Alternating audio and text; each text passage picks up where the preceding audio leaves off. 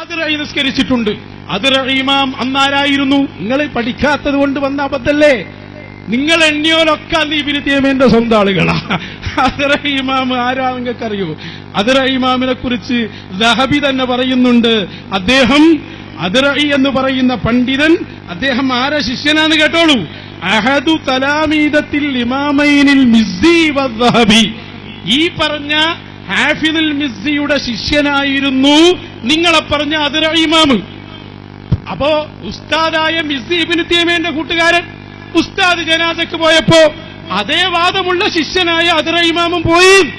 പക്ഷേ കാലം പിന്നെയും നീണ്ടുപോയപ്പോ ഇമാം അതിറഈ തങ്ങൾക്ക് സുബ്കി ഇമാമിന്റെ ശിഷ്യത്വം കിട്ടി. നീ വായിച്ച അദ്ദുറുൽ കാമിന മഖ്റജൊപ്പിച്ച് വായിച്ചിട്ട് കാര്യമില്ല, വായിച്ചു നോക്ക്. അതിലുണ്ട് വതഫഖഹ ബിദിമസ്ക് അലൽ അല്ലാമ തഖിയുദ്ദീൻ അബുൽ ഹസൻ സുബ്കി. പിന്നീട് സുബ്കി ഇമാമിൽ നിന്ന് അവർ ഫിഖ്ഹ് പഠിച്ചു, സുബ്കി ഇമാമിന്റെ ആളായി. അപ്പൊ ഞങ്ങളെ ഒറിജിനൽ ആളായി മസ്അല പറഞ്ഞു. അപ്പോൾ ഫത്ഹുൽ മുഈനിൽ അത് എടുത്തു പറഞ്ഞു.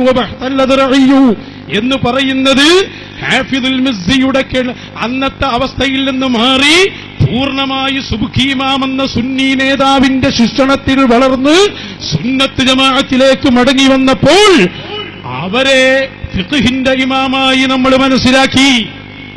അതുകൊണ്ട് പൊട്ടത്തരം പറയരുത്. ഇനിയിപ്പോ നാളെ മുജാഹിദ് ബാലുശ്ശേരി മടങ്ങി വന്നു എന്ന് നിങ്ങൾ വിചാരിക്കുക.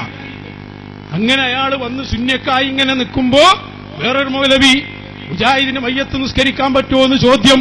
മറുപടി, ബാലുശ്ശേരി അന്ന് കരിവള്ളിക്ക് നിസ്കരിച്ചിട്ടുണ്ടല്ലോ എന്ന് പറഞ്ഞിട്ട് കാര്യമില്ല, കാരണം അന്ന് അവർ രണ്ടാളും ഒന്നായിരുന്നു എന്ന് മറുപടി പറയും. അയാൾ ഒന്നും ഒന്നെ ഞാൻ സങ്കല്പിച്ച് പറഞ്ഞതാ. നീ തഖ്ദീറനാണ് ഫർളനാണ് എന്ന് ചർച്ച വേണ്ട.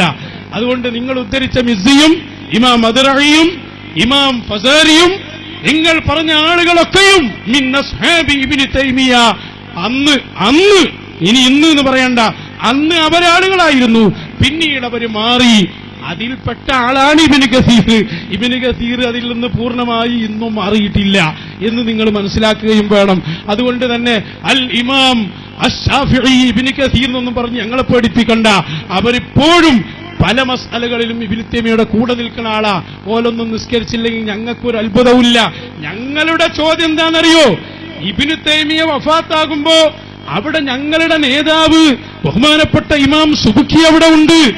അവര് പോയതുണ്ടെങ്കിൽ കൊണ്ടുവാ. അതല്ലേ ചെയ്യേണ്ടത്? സുന്നി പണ്ഡിതന്മാർ എത്രയുണ്ട് അവിടെ? ഈ ജാതി ഫഖീഹുകൾ പോയതിന് ഞങ്ങളോട് പറഞ്ഞിട്ട് കാര്യമുണ്ടോ? അവര് തന്നെ പിന്നെ മാറിപ്പോയി. അപ്പൊ അതുകൊണ്ട് വർത്താനം പറയുമ്പോ ശ്രദ്ധിക്കണം. ഇത് ഉഗാണ്ടയിലല്ല, ഇത് കേരളത്തിലാണ്. അതുകൊണ്ട് ചരിത്രത്തെ തെറ്റിദ്ധരിപ്പിച്ച് ഈ മുജാഹിദുകൾക്ക് മയ്യത്ത് നിസ്കരിപ്പിക്കാൻ വേണ്ടി പാടുപെടുന്ന ആളുകൾ ശ്രദ്ധിച്ച് വിഷയങ്ങൾ കൈകാര്യം ചെയ്യണം.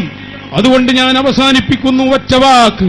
എന്റെ പ്രിയപ്പെട്ട കൂട്ടുകാരെ, ഹബീബരായ മുഹമ്മദുർ റസൂലുള്ളാഹി ത്വാഹ റസൂലുള്ളാഹി, ആ മുത്തുനബിയിൽ നിന്ന് ദീൻ പഠിപ്പിച്ച സ്വഹാബത്ത്, അവർ ദീൻ പഠിപ്പിച്ച താബിഈങ്ങൾ, ആ താബിഈങ്ങളിൽ നിന്ന് ദീൻ പഠിച്ച മഹാനരായ പണ്ഡിതൻ, വലിയ ഇമാമായിരുന്ന ബഹുമാനപ്പെട്ട സയ്യിദുനാ ഫുളൈൽ ഇബ്നു ഇയാദ് റളിയല്ലാഹു അൻഹു, ആ ഫുളൈൽ തങ്ങൾ വളരെ ശക്തമായി ഇവിടെ പറഞ്ഞ ഏറ്റവും പ്രധാനപ്പെട്ട ആശയമാണ്.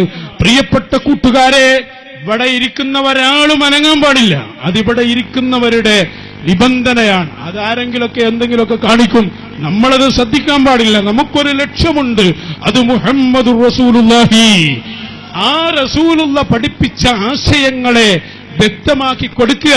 ഫുളൈൽ ഇബ്നു ഇയാദ് തങ്ങൾ നമ്മളെ പഠിപ്പിച്ചതാണ് മൻ തബിഅ ജനാസത മുബ്തദിഇൻ, ഒരു പുത്തൻവാദി